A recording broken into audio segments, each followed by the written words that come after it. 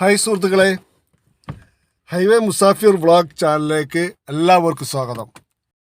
പാലച്ചിറമാടാട്ടുള്ളത്. Palachiramad Kottakkal bypass തുടങ്ങുന്ന ആ ഭാഗത്ത് നിന്ന്, കോട്ടക്കൽ ബൈപ്പാസ് കഴിഞ്ഞ വീഡിയോ നമ്മൾ കാണിച്ചതാണ്. അപ്പം അതിനുശേഷം പാലച്ചിറമാട് മുതൽ കോയിച്ചന ആ ഭാഗത്തേക്ക് ഭാഗങ്ങളിലുള്ള പുതിയ അപ്ഡേഷൻ. അപ്പോൾ പ്രിയ സുഹൃത്തുക്കളെ, നമ്മളെ വീഡിയോ നിങ്ങൾ ആദ്യമായിട്ടാണ് കാണുന്നതെങ്കിൽ ഒന്ന് സബ്സ്ക്രൈബ് ചെയ്യണേ. അതേമാതിരി നമ്മളെ ബെല്ലൈക്കനും കൂടി അമർത്തിയാൽ ഞങ്ങൾ അയക്കുന്ന വീഡിയോ നിങ്ങൾക്ക് നോട്ടിഫിക്കേഷനായിട്ട് ലഭിക്കും കേട്ടോ. അപ്പോൾ പ്രിയ സുഹൃത്തുക്കളെ, പാലച്ചിറമാട് അവിടുന്ന് ഇങ്ങോട്ട് പോകുന്ന ഇവിടെ ഒരു ഓവർപാസ് വന്നു കേട്ടോ. ഈ ഭാഗത്തിൻ്റെ സ്ഥലത്തിൻ്റെ പേര് കറക്റ്റ് അറിയില്ല കേട്ടോ.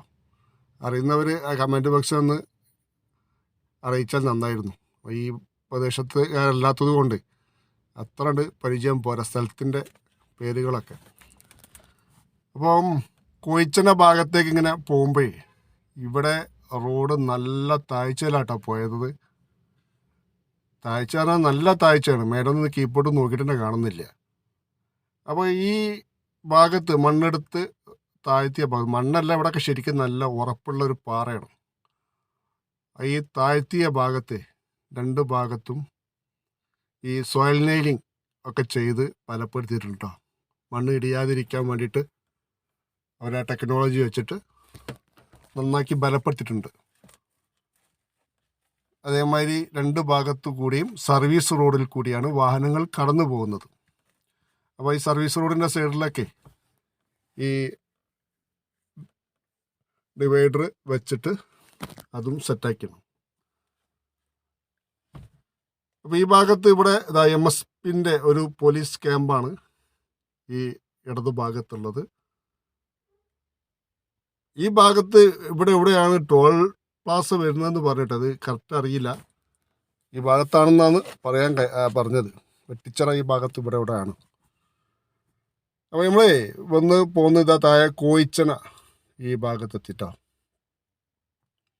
ഇവിടെ ഒരു ഓവർപാസ്സാണ്.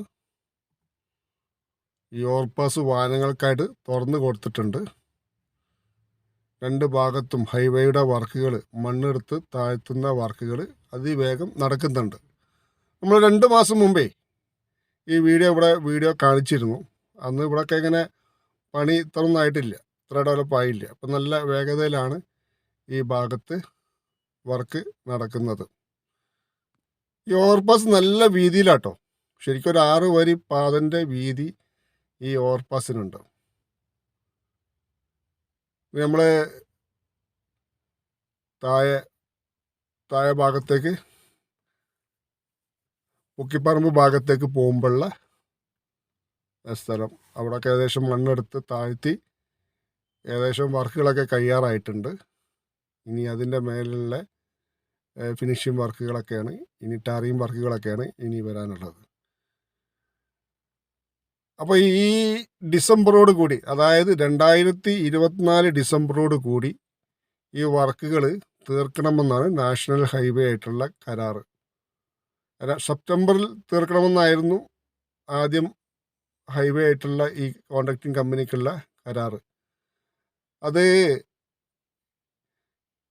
വർക്ക് ഡിസംബർ വരെ നീട്ടിക്കൊടുത്തിട്ടുണ്ട്. അത് വളാഞ്ചേരി ബൈപ്പാസിൻ്റെ വർക്ക് ഈ ഒരു വർഷം കൂടി അവർ കൂട്ടിച്ചോദിച്ചു. അപ്പോൾ അതിൻ്റെ അടിസ്ഥാനത്തിലാണ് ഡിസംബർ വരെ ഈ കോൺട്രാക്ടിങ് കമ്പനിക്ക് KNRC മലപ്പുറം ജില്ലയിലെ 2 റീച്ചിൻ്റെയും വർക്ക് ഏറ്റെടുത്തത് ഹൈദരാബാദ് ബേസായ കമ്പനിയാണ്. അങ്ങനെയാണ് ഡിസംബറിൽ വരെ നീട്ടിക്കൊടുത്തത്. അപ്പോൾ ഒരു വർഷം കൊണ്ട്, ഡിസംബറിൽ ഓപ്പൺ ചെയ്യുന്ന രീതിയിൽ ഒരു വർഷം കൊണ്ട് ഈ ഹൈവേയിൽ കൂടി നമുക്ക് നല്ല 6 വരി പാതയിൽ കൂടി അടിച്ച് മിന്നിച്ച് വാഹനം ഓടിച്ച് പോകാം എന്നുള്ള ഒരു ലെവലിലാണ് കേട്ടോ. അപ്പോൾ നമ്മളെ ഈ പൂക്കിപ്പറമ്പ് കഴിഞ്ഞു, നമ്മൾ ഇതിൻ്റെ മേലേക്ക്, നമ്മൾ നിലവിലുള്ള ഹൈവേയുടെ മേലേക്ക്, പുതിയ ഹൈവേയുടെ മേലേക്ക് നമ്മളൊന്ന് കയറിട്ടോ. ഇവിടുന്ന് അങ്ങനെ അങ്ങോട്ട് പോയി വെക്കുകയാണ്. അപ്പോൾ വർക്ക് എത്രത്തോളം ആയി എന്നുള്ളത് നമുക്ക് ഇതിന്ന് മനസ്സിലാക്കാമല്ലോ. വെന്നിയൂർ വരെ നമ്മളിങ്ങനെ പോയി നോക്കാം. ഇതൊന്ന് വെന്നിയൂർ വരെ റോഡ് 6 വരി പാത ഇങ്ങനെ കിടക്കുകയാണ്, നീണ്ട് കിടക്കുകയാണ്. ഒരറ്റത്ത് നോക്കിയാൽ ഒരറ്റം കാണാത്ത രീതിയിൽ വർക്കുകൾ അത്രയും ലെവലിൽ എങ്ങനെ റോഡ് പോവുകയാണ്. അപ്പോൾ ഇവിടെ ഈ സെൻറ്ററിൽ ഡിവൈഡർ വർക്കുകൾ ചെയ്യാൻ വേണ്ടി അതിൻ്റെ ബ്ലോക്കുകളൊക്കെ ഇവിടെ ഇറക്കി വെച്ചിട്ടുണ്ട്. ചില ഭാഗങ്ങൾ ഡിവൈഡറിൻ്റെ വർക്ക് നടന്നിട്ടുണ്ട്. ഇപ്പോൾ വെന്നിയൂർ ഭാഗത്തേക്കാണ് നമ്മൾ പോകുന്നത്. ഈ വെന്നിയൂറാണ് നമ്മുടെ മലപ്പുറം ജില്ലയിൽ ഏറ്റവും കൂടുതൽ ഈ സ്ഥലമെടുപ്പുമായി ബന്ധപ്പെട്ട് കടകൾ, ഒരു ടൗണ് തന്നെ ഇല്ലാതായ സ്ഥിതി ഉണ്ടായത്. അതിനു മാത്രം കടകൾ ഈ ഭാഗത്തുനിന്ന് പൊളിച്ചു പോയിട്ടുണ്ട്. മറ്റു പല ഭാഗത്തും ഈ റോഡിൻ്റെ അലൈൻമെൻറ്റ് ചില ഭാഗങ്ങളിൽ അങ്ങാടികളുടെ പുറത്തു കൂടെ, അതേമാതിരി ഈ ഒരു സൈഡിൽ കൂടെ ഒക്കെ പോകുമ്പോൾ ഈ വെന്നിയൂർ ശരിക്ക് റോഡിൻ്റെ 2 ഭാഗം ഒരേമാതിരി വീതി കൂട്ടിയിട്ടാണ് എടുത്തത്. അതുകൊണ്ട് തന്നെ 2 ഭാഗത്തുള്ള കടകളും പൊളിച്ച് മാറ്റേണ്ടി വന്നിട്ടുണ്ട്. മേലെ ഒരു ലെയർ ടാറിങ് കൂടിയാണ് ഇനി വരാനുള്ളത്, അതിൻ്റെ ഒരു ഫിനിഷിങ് വർക്ക് എന്നുള്ള നിലക്ക്.